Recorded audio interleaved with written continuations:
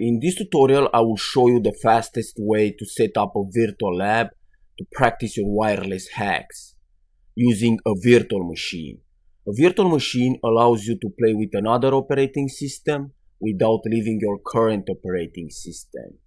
You have several options of different virtual machines, but for this tutorial I will use VMware Player.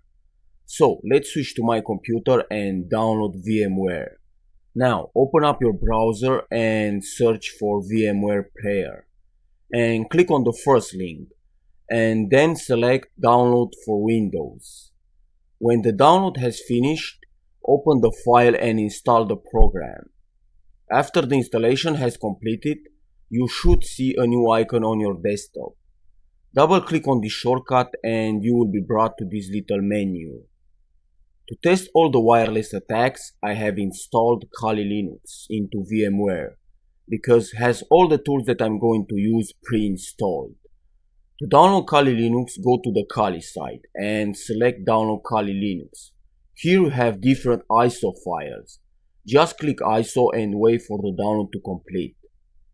I will click cancel because I have already downloaded. Next, open VMware and click on create a new virtual machine and then look for your Kali ISO file. Click next and here select Linux Debian 8 64-bit.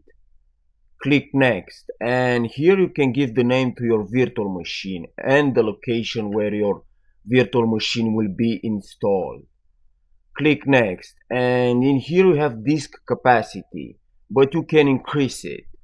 And the second option is fine, so click next. And in here you can click the customize hardware button and change different settings.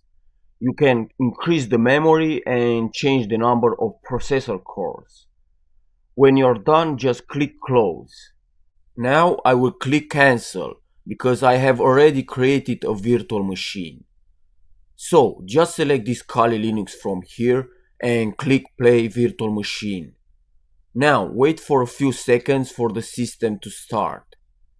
If you want to play with this virtual machine a little bit, feel free to explore. And just remember, anything you are doing here, it's never going to affect your host operating system. So, that's it for now. Thanks for watching and I will see you next time.